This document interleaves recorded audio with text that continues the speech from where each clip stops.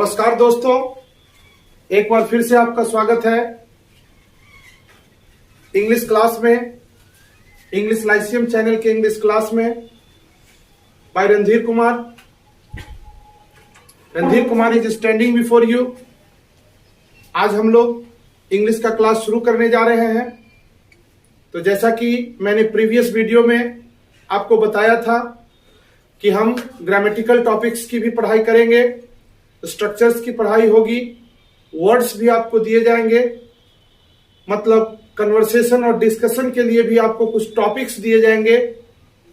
इन तमाम चीजों को हम लोग एक साथ लेकर चलेंगे।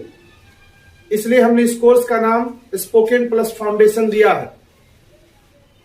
जिन स्टूडेंट्स का अंग्रेजी बिल्कुल वीक है, मेरा पूरा विश्वास है कि मेरे इंस्ट्रक्शंस के आधार पर रेगुलरली अगर आप हमारे वीडियोस को देखते रहेंगे तो बिल्कुल आप अंग्रेजी को सीख जाएंगे, क्योंकि मैं जो अंग्रेजी आपको पढ़ा रहा हूं यह ग्रास रूट से मैं आपको उठाकर ले चल रहा हूं। तो हम लोग आज शुरुआत करते हैं और ग्रामर के क्लास में चलते हैं। और सबसे पहले ग्रामर का कोई भी टॉपिक शुरू करने से पहले मैं आपको हिस्ट्री ऑफ इंग्लिश ग्रामर में ले चलता हूं। ये जो शास्त्र पढ़ी जाती है, आखिर यह क्या है, कितने डिविजन्स में ये बटे हुए हैं और इसके किस डिवीजन में किसकी पढ़ाई की जाती है, ये तमाम इंट्रोडक्शन इंग्लिश ग्रामर के हिस्ट्री ऑफ इंग्लिश ग्रामर के क्लास में दिया जाएगा, जिसकी आज हम लोग शुरुआत करते हैं। तो आइए हम लोग शुरू करते हैं। इंग्लिश ग्रामर, अंग्रेजी व्याकरण। अंग्रेजी व्याकरण। Dear students, now we have two terms here, English and grammar. तो दोनों टर्म्स को एक साथ करके देखें तो उससे पहले हम लोग दोनों को अलग अलग करके देख लेते हैं। अगर आपसे पूछा जाए कि what do you mean by English, what is English, English क्या है, तो सिंपली यू कैन से कि sir English is a language. यह एक भाषा है, like Hindi, Sanskrit, Persian, Greek, Latin, French. उसी तरह से इंग्लिश भी एक क्या है, भाषा है। तो अब दूसरा क्वेश्चन यहां एराइज हो जा रहा है कि अगर इंग्लिश भाषा है तो भाषा क्या होता है, लैंग्वेज किसको कहा जाता है। तो सबसे पहले हम लोग भाषा को जाने कि लैंग्वेज क्या होता है, इसके बाद हम इंग्लिश को हाईलाइट करेंगे। लैंग्वेज, लैंग्वेज भाषा। भाषा क्या है, लैंग्वेज किसे कहा जाता है। Dear students,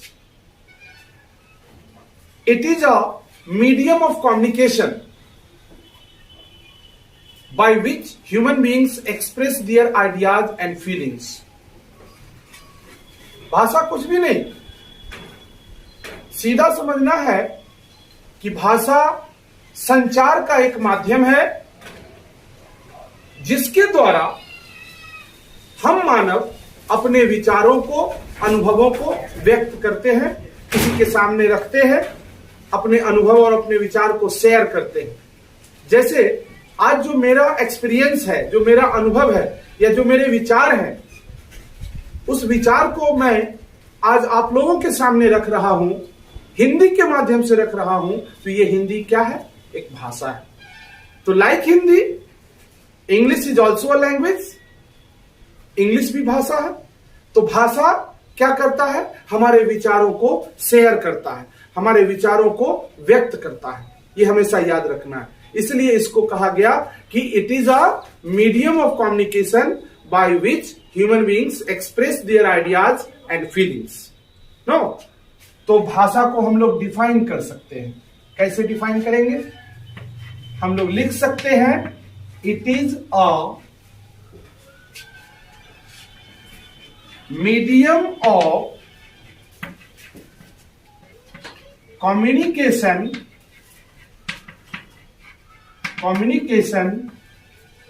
by which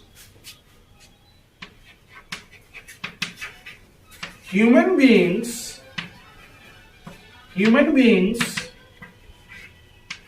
express their ideas and feelings.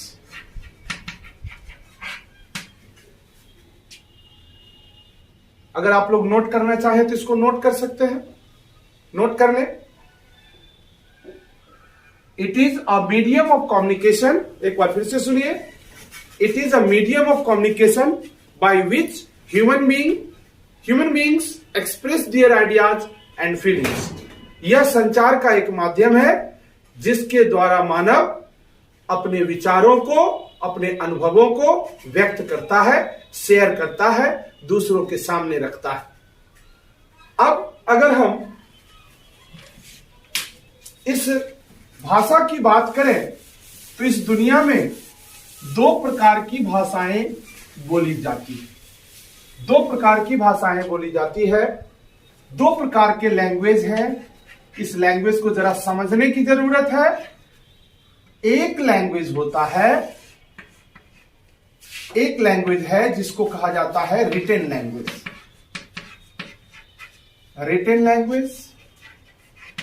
और दूसरा जो लैंग्वेज है उसको कहा जाता है अनरिटेन लैंग्वेज।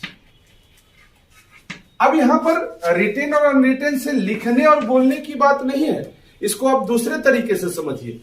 नहीं, रिटेन लैंग्वेज का मतलब होता है व्यक्त भाषा और अनरिटेन मीन्स होता है अव्यक्त भाषा।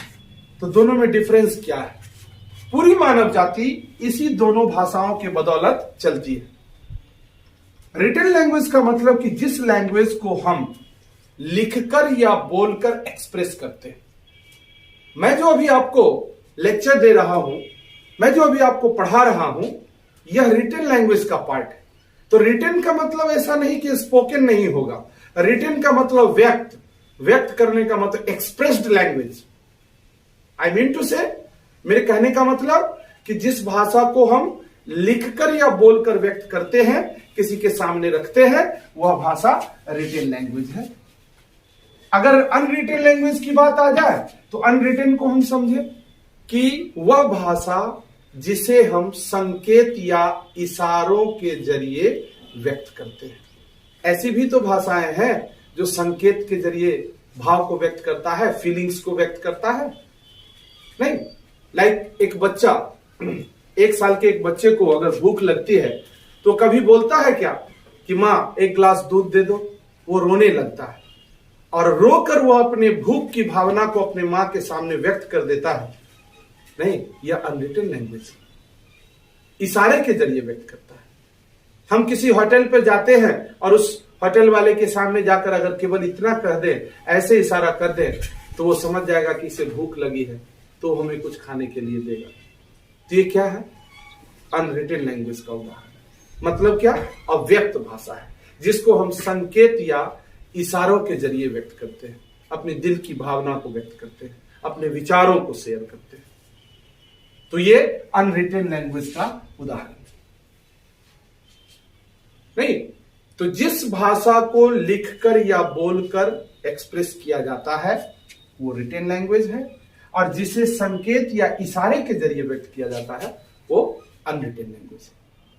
अब मुझे पूरा विश्वास है कि आप लैंग्वेज, रिटेन लैंग्वेज और अनरिटेन लैंग्वेज को समझ गए होंगे। अब हम बात करें कि यही इंग्लिश जिसकी आज हम पढ़ाई की शुरुआत कर रहे हैं, यह इंग्लिश भी एक लैंग्वेज ही है, एक भाषा है, लेकिन केवल इसको भाषा कहा जाना इसकी बेइज्जती करने के जैसा है। इसे केवल भाषा ना कहे। It is not only a language, it is an international language, it is a global language. यह एक अंतरराष्ट्रीय भाषा है। दूसरी किसी भी भाषा को अंतरराष्ट्रीय शब्द की उपाधि नहीं मिली, लेकिन इंग्लिश को अंतरराष्ट्रीय भाषा कहा जाता है। तो हम थोड़ा इंग्लिश को हाईलाइट करें कि इंग्लिश क्यों अंतरराष्ट्रीय भाषा है। तो सबसे पहला पॉइंट हमारा आता है कि it is an international language. यह एक अंतर्राष्ट्रीय भाषा है। कैसी भाषा है? अंतर्राष्ट्रीय भाषा। अब अंतर्राष्ट्रीय भाषा इसको क्यों कहते हैं? It is the language spoken in every nook and corner of the world।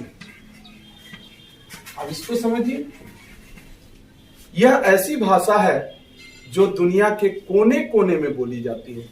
नहीं, in every nook and corner, यहां पर एक फ्रेज है, ये फ्रेज है in every nook and corner. इसका मतलब होता है कोने कोने में। नोट कर लीजिएगा इसको कि in every nook and corner means होता है कोने कोने में। तो यह एक ऐसी भाषा है जो दुनिया के कोने कोने में बोली जाती है। कोई भी देश ऐसा नहीं है जो अंग्रेजी से अछूता, तो इसलिए इसको हम लोग इंटरनेशनल लैंग्वेज बोलते हैं। और जानिए इसकी विशेषता कि it is the language of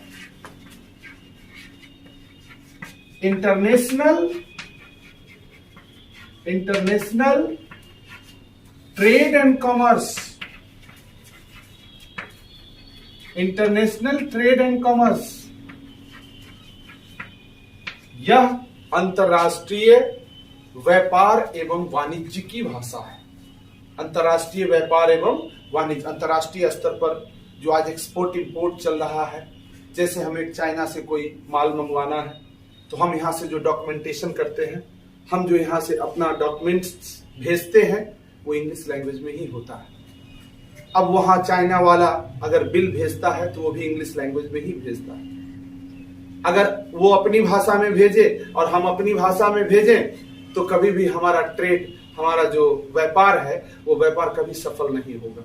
तो उसको चलाने के लिए उसका जो डॉक्यूमेंटेशन होता है वो किस लैंग्वेज में? इंग्लिश लैंग्वेज में होता है। इसलिए इसको कहा गया कि यह इंटरनेशनल ट्रेड एवं कॉमर्स की भाषा है। आगे बढ़ते हैं। केवल इतनी ही बात नहीं, आगे देखिए कि it is the language of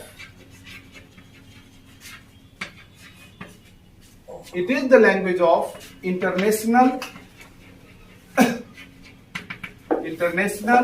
games and sports.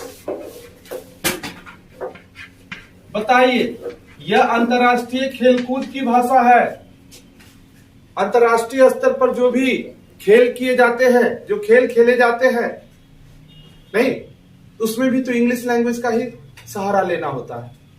Australia में अगर मैच चल रहा हो और पूरी दुनिया को अगर मैसेज भेजना है तो क्या वहां के रीजनल लैंग्वेज के द्वारा मैसेज भेजा जा सकता है? कभी नहीं। तो हम लोग किस लैंग्वेज में कमेंट्री करते हैं? इंग्लिश में करते हैं। तो इसलिए अंतर्राष्ट्रीय स्तर पर जितने भी आज चीज चल रहे हैं, नहीं, खेलकूद जो चल रहे हैं, इसमें भी इंग्लिश लैंग्वेज का ही इस्तेमाल होता है। इतना ही नहीं, it is the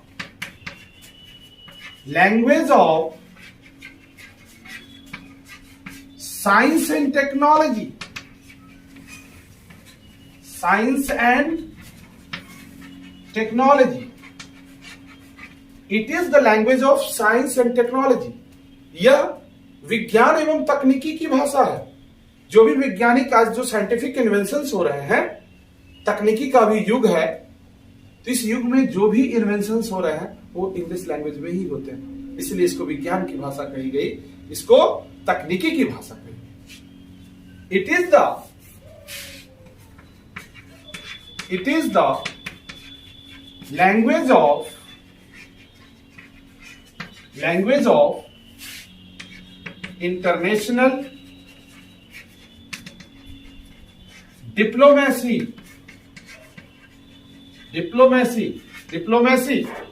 diplomacy means होता है कूटनीति। किसी भी देश का शासन राजनीति और कूटनीति से चलती है। दोनों का जब मिश्रण होता है तभी उस देश का शासन, है ना, कोई भी शासक उस देश का शासन चलाता है। तो अंतरराष्ट्रीय कूटनीति की भी भाषा इंग्लिश को ही माना गया।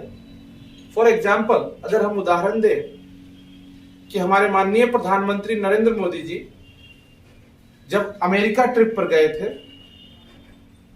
तो ट्रंप ने उनका स्वागत किया। अब बताइए कि वहां पर जो भी कम्युनिकेशन ट्रंप के साथ हुआ होगा या जो भी डॉक्यूमेंट्स बने होंगे या जो भी एग्रीमेंट्स बने होंगे वो किस लैंग्वेज में? इंग्लिश में ही बने होंगे। तो एक कूटनीति का पार्ट है, डिप्लोमेसी का पार्ट है। अगर नरेंद्र मोदी जी वैसी अंग्रेजी नहीं भी बोल पाए होंगे तो यहां से इंडिया से एक्सपर्ट इंटरप्रेटर्स गए होंगे, ट्रांसलेटर्स गए होंगे, जो कि इंटरप्रेट करके, है ना, डोनाल्ड ट्रंप को बताया होगा। तो इसलिए इसको नहीं, इंटरनेशनल डिप्लोमेसी की भी भाषा कही गई। आगे देखिए,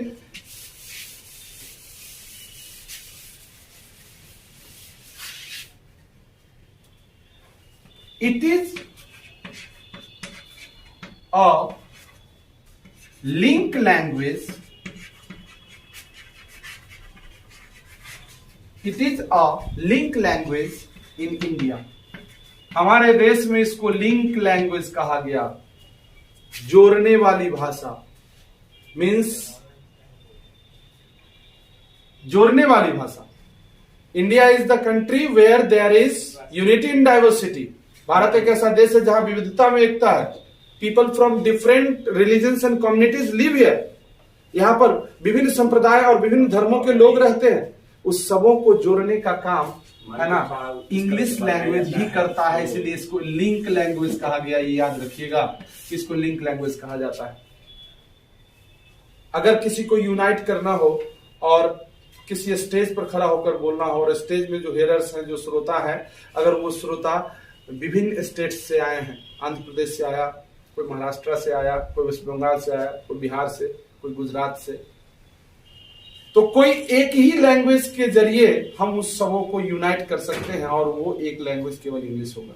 इसलिए इसको इंडिया में लिंक लैंग्वेज कहा गया, इसको जोड़ने वाली भाषा कहा। और it is the second language, it is the second language in our country. हमारे देश में इसको द्वितीय भाषा की उपाधि दी गई थी। द्वितीय भाषा, अगर उदाहरण के लेते हैं कि अगर एक एप्लीकेशन भी कहीं पर हमको डालना होता है तो हम लोग हिंदी में डालते हैं और नहीं तो इंग्लिश में। कहीं डॉक्यूमेंट भी अगर हम तैयार करते हैं तो ये वह डॉक्यूमेंट क्या होता है, या तो हिंदी में होता है नहीं तो इंग्लिश में होता है। तो इसका मतलब है कि इंग्लिश ने एक बहुत ही अच्छा पोजीशन अपने देश में भी ले लिया है, इसलिए इसको सेकंड लैंग्वेज कहा गया है। अब अगर if we see these examples, अगर इन उदाहरणों को हम देखें तो वी आर कंपेल्ड टू से कि sir English is not only a language but also a global language and international language. यह केवल भाषा नहीं वरन अंतरराष्ट्रीय भाषा है। तो इसलिए इंग्लिश को हम लोग इंटरनेशनल लैंग्वेज या, है ना, ग्लोबल लैंग्वेज, मतलब इसको हम अंतरराष्ट्रीय भाषा की उपाधि देते हैं। और इसी इंग्लिश की पढ़ाई हम लोग करेंगे और इसी इंग्लिश को पढ़ने के लिए हम लोग ग्रामर का क्लास, स्ट्रक्चर्स का क्लास, वर्डोलॉजी नहीं, वोकैबुलरी इत्यादि चीजों को पढ़ेंगे, कन्वर्सेशन करेंगे, नहीं, पर्सनालिटी डेवलपमेंट का क्लास होगा, डिस्कशन के लिए भी आपको टॉपिक्स दिए जाएंगे, है ना। इस तरह से हम लोग काफी कुछ एनहांस करेंगे, है ना। और it is a complete introduction about this language. इस लैंग्वेज का यह इंट्रोडक्शन है ना। और यह लैंग्वेज बहुत यंगर लैंग्वेज, मतलब नई भाषा है। पर्शियन और संस्कृत की अगर तुलना करें हम, और भी कई क्लासिकल लैंग्वेजेस की अगर हम तुलना करें, तो इंग्लिश को युवा भाषा कहा गया। तो आप इंग्लिश, मुझे पूरा विश्वास है कि इंग्लिश को इंटरनेशनल लैंग्वेज क्यों कहा जाता है, नहीं, और इंग्लिश पर अगर बोलना हो, इंटरनेशनल लैंग्वेज के बारे में बताना हो, तो हम इतनी सारी बातों को बोल सकते हैं, इतनी सारी बातों को लिख सकते हैं। अब इंडिया में इंग्लिश को सीखने के लिए ग्रामर पढ़ने की जरूरत होती है। तो अगले वीडियो में हम लोग ग्रामर को हाईलाइट करेंगे और ग्रामर के डिविजन्स को हम आपको बताएंगे और किस डिवीजन में किसकी पढ़ाई होती है, कहां पर क्या पढ़ा जाता है, ये हम लोग अगले वीडियो में देखेंगे। तब तक के लिए थैंक्स अ लॉट। अगर आपको ये वीडियो पसंद आया हो तो आप सब्सक्राइब करें और बेल आइकन को दबाना ना भूलें। Thank you very much.